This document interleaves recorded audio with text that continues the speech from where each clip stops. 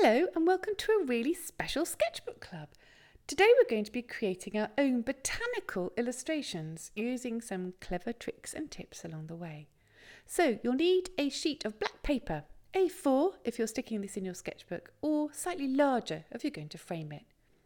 You'll also need an HB pencil, a set of gouache paints, and your size 1 and your size 6 paintbrushes, and a set of coloured pencils. Optionally, you'll also need a white gel pen and a piece of white chalk and a biro. I'll explain why these are optional in a minute. And if you've chosen the Leek, you might like to use a little sponge for the flower. Now, I do have a few available on my website if you struggle to get hold of one. So first of all, print out your instructions, transfer and reference sheets.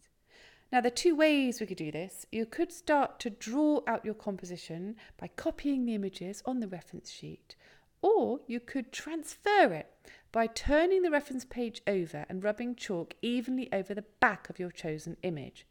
Then, using a biro or ballpoint pen, as they're also known, draw over the whole front of your chosen image, making sure to include all the details and keeping the page steady whilst you do so.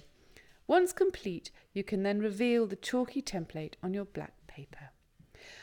When you are drawing your composition in pencil, make sure you leave space for lettering and fill any gaps with little seeds, leaves, or flowers if you like. Now it's time to add the paint. Really look at the reference as you go. A good tip is to add a little white to the colours. This makes them really jump out against the black background. If you're painting the leek flower, dab a little paint onto the sponge and gently dot onto the black paper in little patches, adding lighter dots of paint using your small brush. For the lettering, first write it in pencil in italics, then paint over the cream white paint using a fine brush.